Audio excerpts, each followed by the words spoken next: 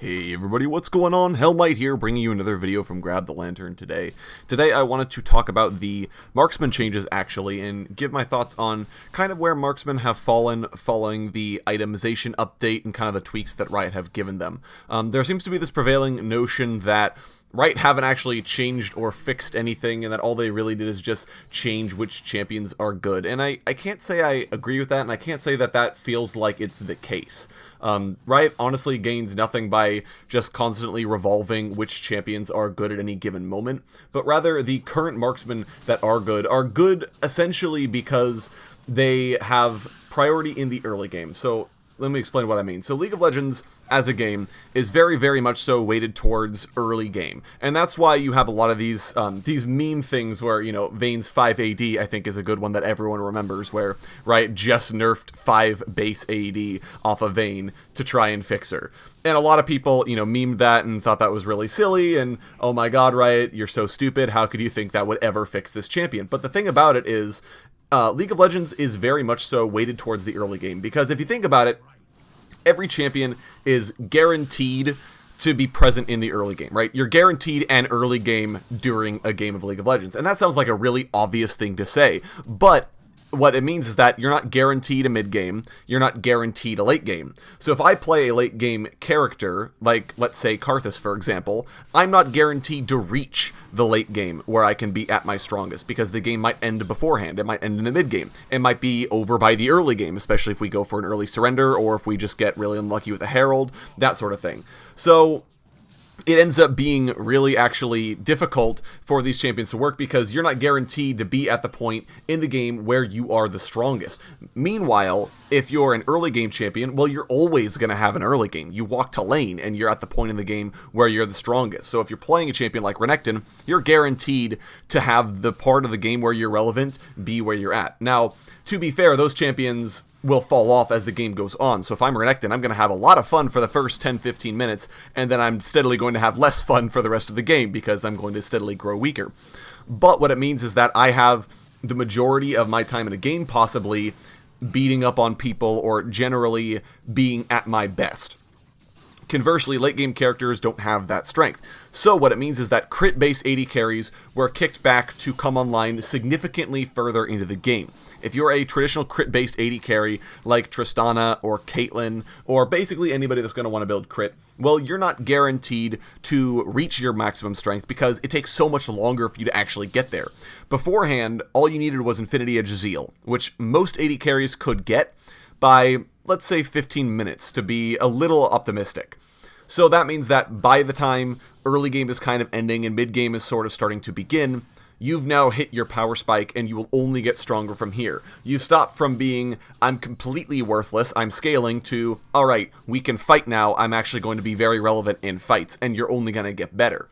So that's where we were before, but now you need 3 items, and it takes longer to get these items, and it's generally a much tougher situation to be in if you are a crit-based marksman, because now you are significantly more based towards the mid to late game, as opposed to kind of the early to mid game which you currently existed in. Meanwhile, you have AD carries that have been out of the picture for a while, namely Lucian and Draven and other early game bullies, because they sort of suffered from the same problems I was just talking about, where they're early game champions, they are designed to beat up on you early, but they don't scale nearly as hard. So the advantage they have is they're probably going to smash you in lane, but the second you had your Infinity Edge Zeal, well, there's nothing they can really do. They're not going to be as strong as you, they're not going to be able to carry as hard, their reign of terror is basically over. But now they have significantly more time in order to make this work, because of the changes that got made. The other advantages that they have is that they traditionally don't have to worry so much about having enchanter supports, and they're very strong in lane, and there are just a lot of advantages to being in the early game right now, especially if you're a marksman.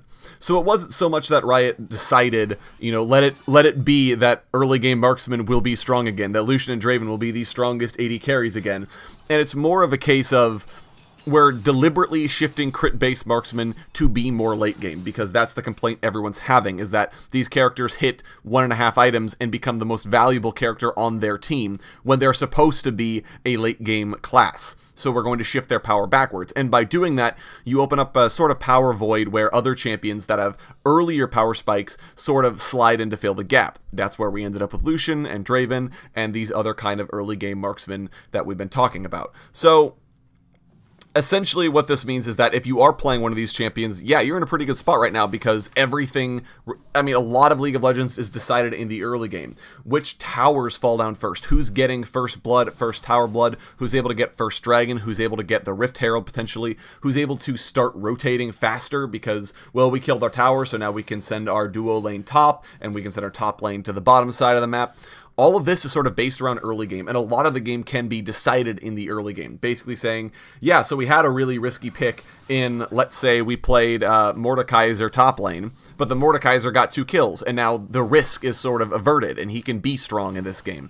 But so a lot of the game is decided early, which is just sort of the case of League of Legends, and it's difficult to kind of shift that pendulum back the other way. It's almost always been true in League where if you're able to get a lead, it's relevant.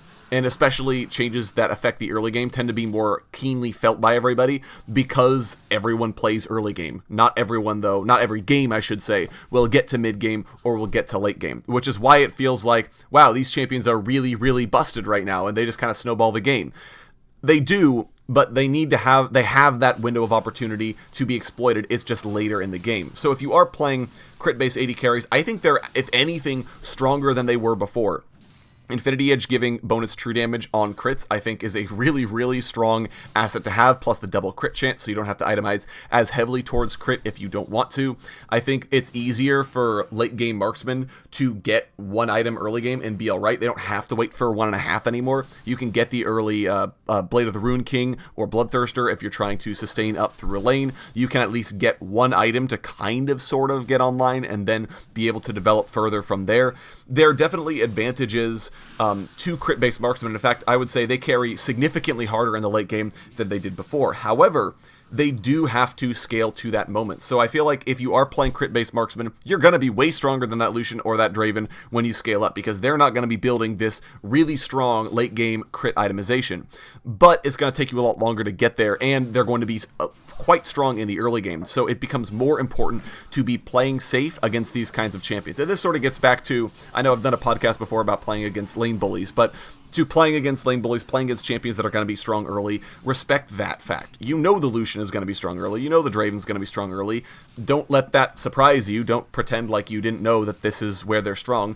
Play back, play safe, especially if you're on a character that needs time to scale up, because until you have that time to scale, you're not going to be nearly as strong as these guys, and it's going to make it really hard on you if you try to play like it. So play safe, get the scaling going. Obviously, you want to do whatever you can to avoid losing first tower, but especially with how they've changed the sort of snowball potential, especially in solo lanes, I think it's significantly easier to be in a solo lane, to be top lane or mid lane, and get a snowball going and get carry potential in that lane, get the first tower there, as opposed to being utterly dependent on your bottom lane to carry. So it's sort of the case where if I'm playing a crit marksman against a Draven, let's say, yeah, okay, he's going to probably out CS me, he's going to bully me, he's going to force me back to lane, but as long as I don't lose my tower, I can maybe count on someone else on my team actually getting the first tower. So it does feel like you have to play safer, and it's probably not as fun because you're not doing nearly as well as you were before. You have to wait longer if you're a Tristana main or a Caitlyn main before you really get to feel like you're back to where you were before. But I think that at the end of the day, the changes didn't really just revolve the wheel and say early game marksmen shall become good again. Instead, it more of said early game marksmen are going to be significantly stronger, but late game marksmen will scale harder to compensate. But so that's just my 2 cents on the topic. If you guys really feel like Riot are just trying to, tweak things and make it, guarantee that these early game characters are stronger, let me know in the comments. Would love to hear your guys' thoughts on this sort of subject or anything that I've said here. If you enjoyed the video, go ahead and leave a like. And if you really enjoyed the video, consider subscribing. I upload a video every Monday, Friday, and on patch days as well. And if you're looking for more Grab the Lantern content, you can check out my blog, link down in the description. I upload an article just about each and every single day for your enjoyment. Once again, thank you guys so very much for watching. I do appreciate it. And I'll talk to you all later.